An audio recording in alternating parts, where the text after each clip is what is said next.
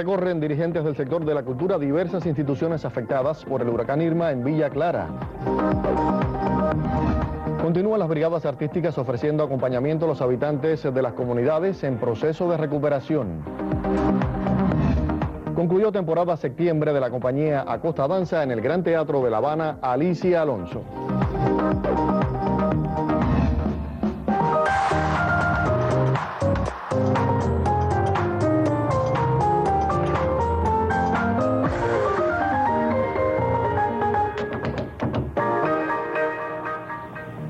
Saludos desde La Habana. Abrimos la emisión del Noticiero Cultural de la Televisión Cubana este lunes 18 de septiembre de 2017. Un grupo de trabajo del Ministerio de Cultura y de empresas vinculadas al sector recorrieron instituciones culturales de Villa Clara afectadas por el huracán Irma. Cines, teatros, casas de cultura y otros espacios fueron evaluados en medio de las jornadas de recuperación tras el impacto de ese fenómeno meteorológico. Entre las 6 provincias más dañadas por el huracán Irma se encuentra Villa Clara, con un total de 111 instituciones culturales afectadas de manera parcial o total. Un grupo de trabajo del Ministerio de Cultura al efecto recorrió Villa Clara y visitó los municipios Caibarién y Remedios. Nos hemos quedado un poco impresionados con la situación que presentan las instituciones culturales en esta provincia.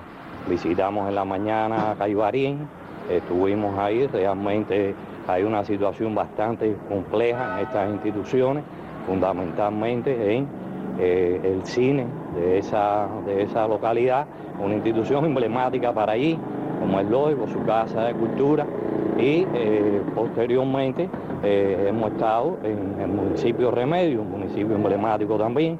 La situación es muy compleja a nivel de país y de provincia, y por ello el Ministerio de Cultura ha trazado un grupo de estrategias y de prioridades. En primer lugar, en las escuelas de arte, para que inicie el curso escolar, y ahí se han encaminado los primeros recursos y las primeras fuerzas nuestras para dar solución a estos problemas. La solución con el patrimonio, primero la preservación y ahora la conservación de ese patrimonio, y trabajando también en instituciones que le dan servicio directo a la población. En cada provincia y localidad serán reconstruidas las instituciones emblemáticas y las que den atención más directa a la población. Por ejemplo, en Santa Clara, el Centro Cultural El Bosque de Artex pretende hacer de inmediato y entregar su primera fase constructiva en octubre dentro de la jornada por el Día de la Cultura Cubana. Recuperar, construir con más fuerza y mayor calidad, rediseñar los espacios culturales con usos múltiples, encontrar el apoyo de los gobiernos municipales y sentir el compromiso de las empresas, del pueblo y sus artistas son las tareas inmediatas que nos dejó la fuerza destructiva de Irma. Desde Villa Clara, Raúl Alfonso e Hilda Cárdenas Conyedo para el Noticiero Cultural. Comenzamos nuestro habitual recorrido por lo que publican las páginas culturales de otros medios de prensa. El portal digital Cuba Sí anuncia que el Teatro Lírico Nacional de Cuba, que dirige el maestro Roberto Chorens, en el año del aniversario 55 de ese colectivo, presentará el proyecto Airoso el próximo día 23 en la ciudad de Matanzas. La propuesta, cuya premier fue en el año 2016 en el Gran Teatro de La Habana, Alicia Alonso, con gran éxito de público, regresa ahora con nuevas voces como la de los jóvenes tenores Yancel Guevara y Héctor Rodríguez, anunció Gelson Hernández, director artístico de esta agrupación. Los cantantes compartirán la escena con la pianista Susana Santos e interpretarán obras vocales de la música universal de la autoría de Tchaikovsky y Giacomo Puccini. Por su parte, Radio Habana Cuba informa que la Asociación Cuba Cooperación Francia presentó una iniciativa de trabajo con vistas al aniversario 500 de la Fundación de La Habana, que se celebrará en el año 2019.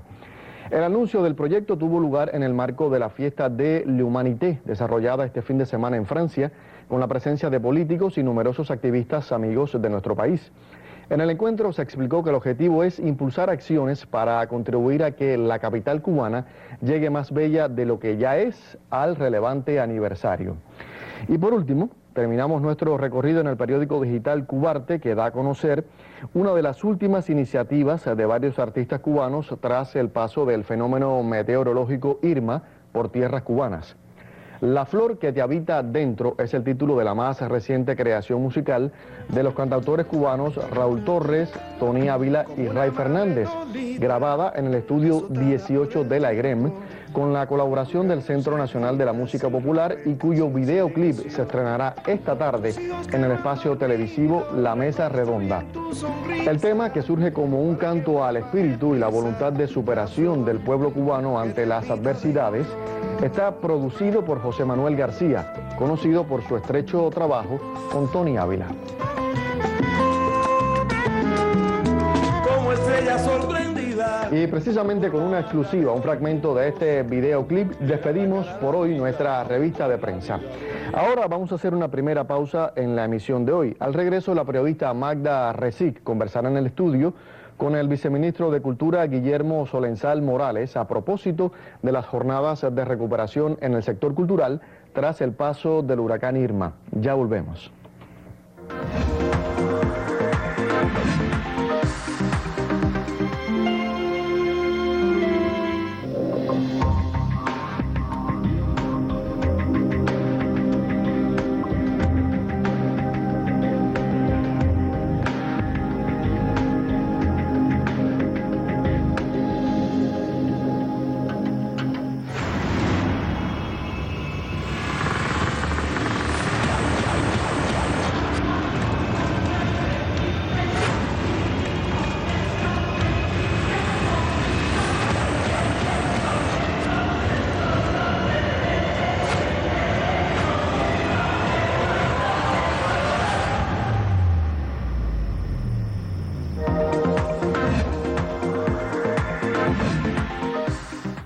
La Brigada Artística Ya Estamos en Combate desarrolla diversas presentaciones en campamentos de evacuados en las zonas más afectadas tras el paso del huracán Irma en Camagüey. Un equipo de este noticiero llegó hasta el Instituto Politécnico Mario Herrero Toscano en Nuevitas. El centro acoge a los damnificados tras el paso del fenómeno meteorológico. Apartan el telón imaginario y los artistas comienzan a actuar. Son magos, humoristas, narradores orales, músicos, entre otros, de la Brigada Ya Estamos en Combate, que recorre las zonas más afectadas por el huracán Irma de la provincia de Camagüey. Allí cuando hacíamos los cuentos para los niños, usted veía el brillo en sus ojos, el deseo de compartir con uno y aún ese deseo de transmitirle todo el cariño que uno siente hacia todas las personas que están allí damnificadas. Dejarlo todo y venir a trabajar para ellos, para acompañarlos, para darles ese apoyo en estos momentos que están pasando. El artista del pueblo debe estar en las buenas y en las malas junto con el pueblo que lo necesita. Y en este momento difícil para ellos, mira cómo se alegran, y para eso nosotros entonces nos hace muy feliz. Llegan hasta los municipios de Nuevitas, Sierra de Cubitas y Esmeralda. Cada lugar se convierte en un escenario espontáneo donde se integran varias manifestaciones artísticas. Un proyecto que inserta a la vanguardia artística del territorio, jóvenes creadores y del movimiento de aficionados. Las personas se divierten, bailan, están muy divertidos, todo está muy bien. Estuvieron bien los artistas, me hicieron reír, divertirme. Desde el baile, la actuación o la música, la Brigada Ya Estamos en Combate multiplica su labor creadora. Trata de alentar a quienes sufrieron los embates del fenómeno meteorológico a través de esa cultura que fortalece el espíritu. En Camagüey, Jaime Amargós, Noticiero Cultural. Y hace unos minutos lo anunciaba, la periodista Magda Resic conversa en el estudio con el viceministro de Cultura Guillermo Solenzal Morales a propósito de las jornadas de recuperación en nuestras instituciones culturales.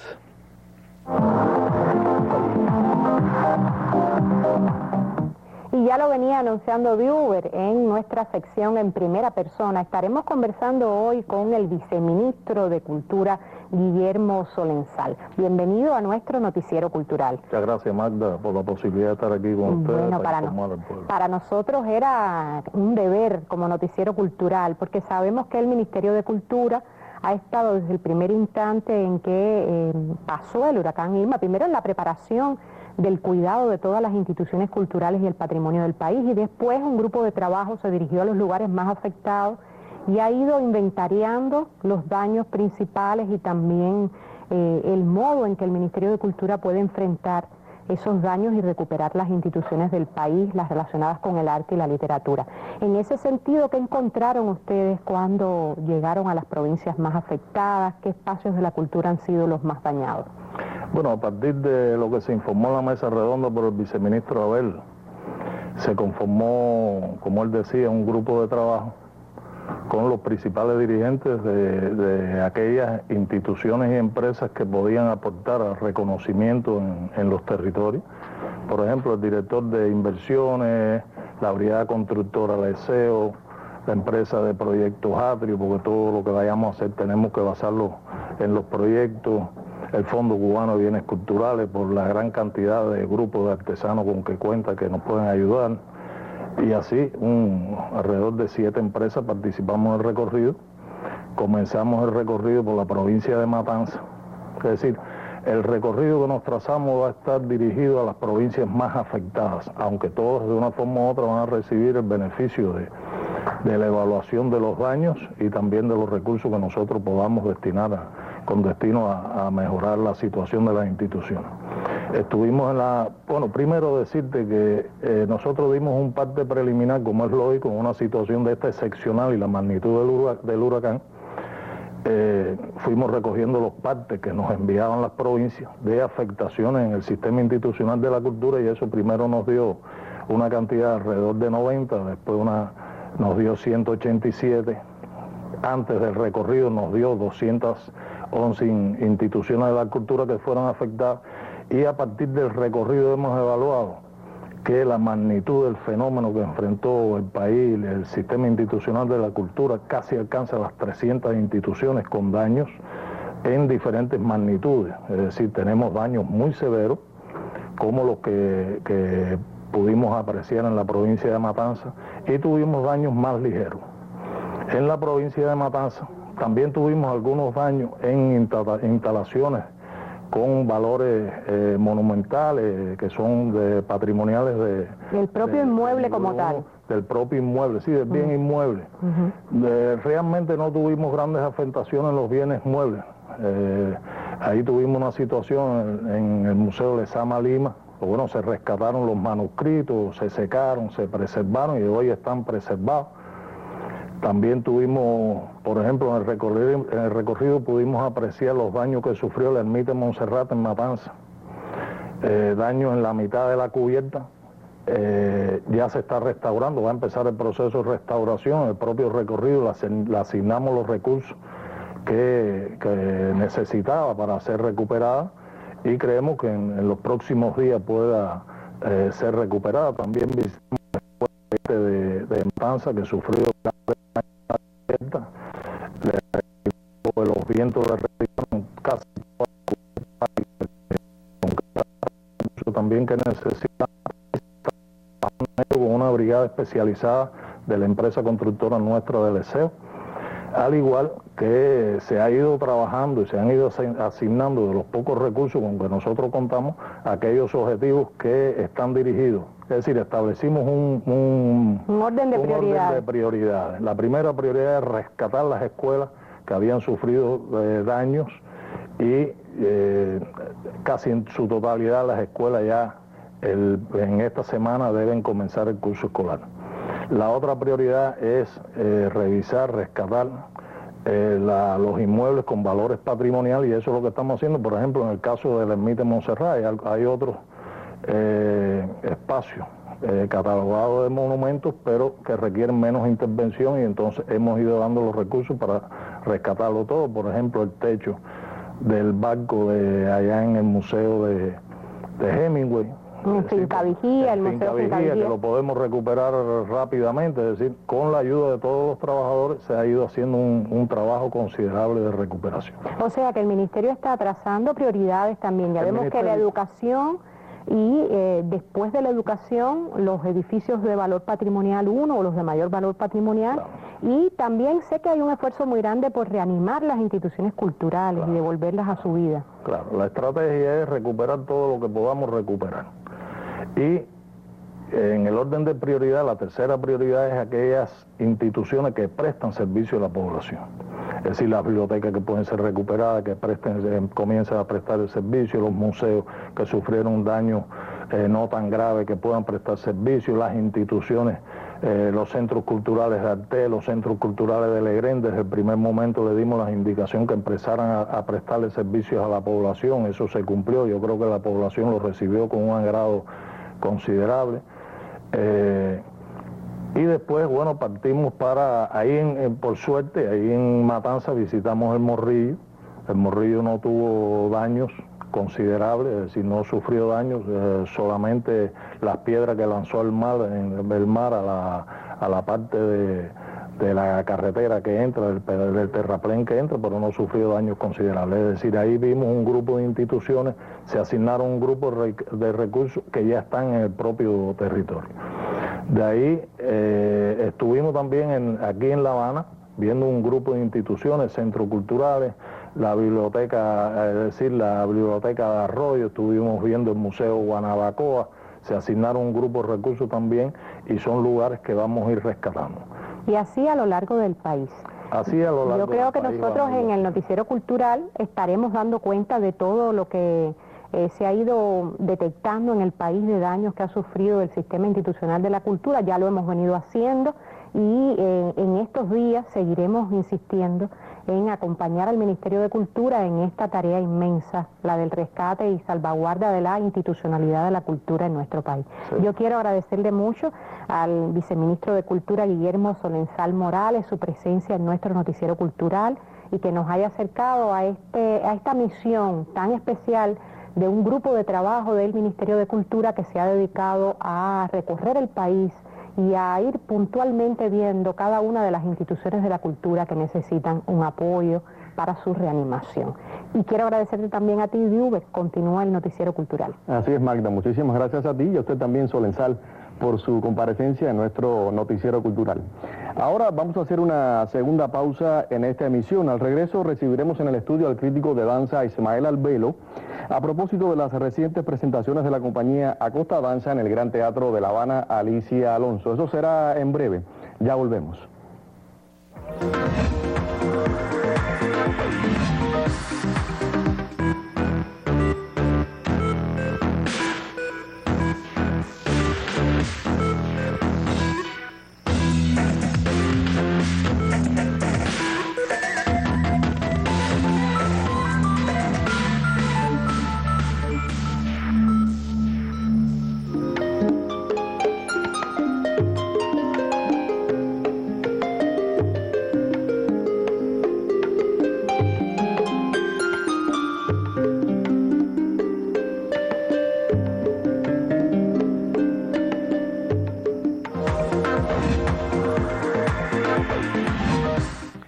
Hasta ayer domingo se presentó la compañía Acosta Danza en el escenario del Gran Teatro de La Habana, Alicia Alonso, con la temporada Septiembre. Sobre el estreno de la obra Imponderable del español Goyo Montero nos comentará el crítico Ismael Albelo. Bienvenido, Ismael. Gracias, Diuber.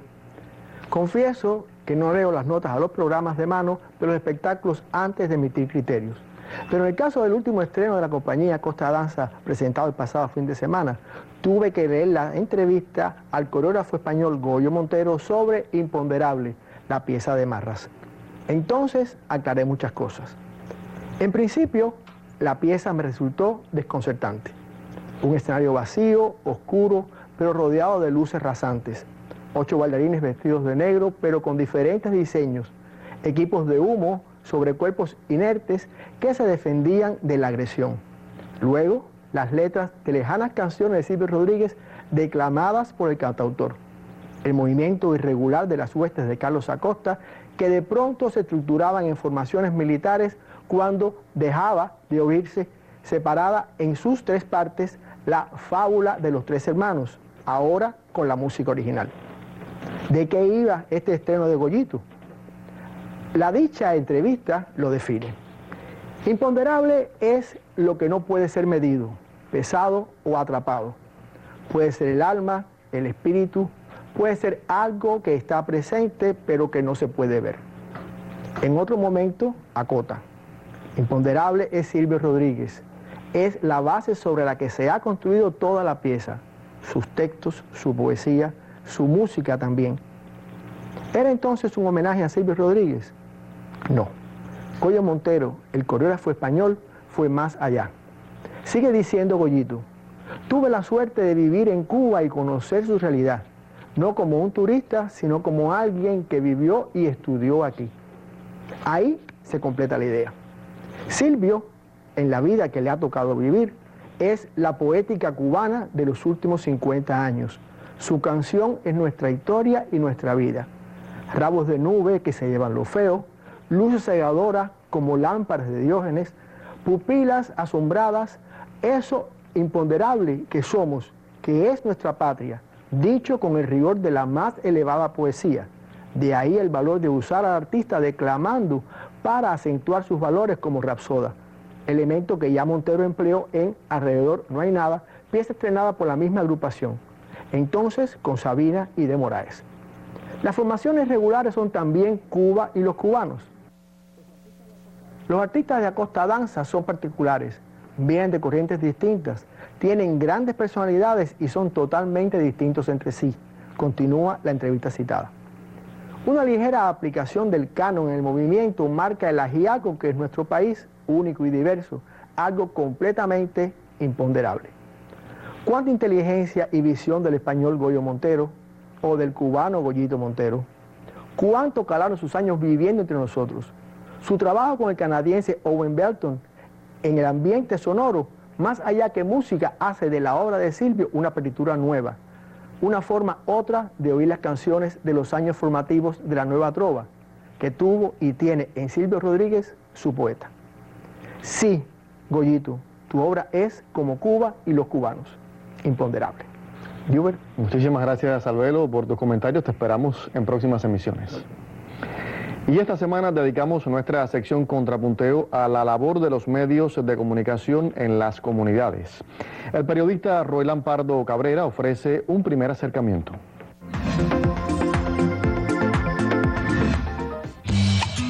El sistema de la radio y la televisión en Cuba cuenta con una red de telecentros y radioemisoras en diferentes provincias y territorios cubanos. Con la ampliación de las señales a lo largo y ancho de la isla, hoy se producen diversos contenidos audiovisuales y radiofónicos desde las realidades y contextos de cada escenario.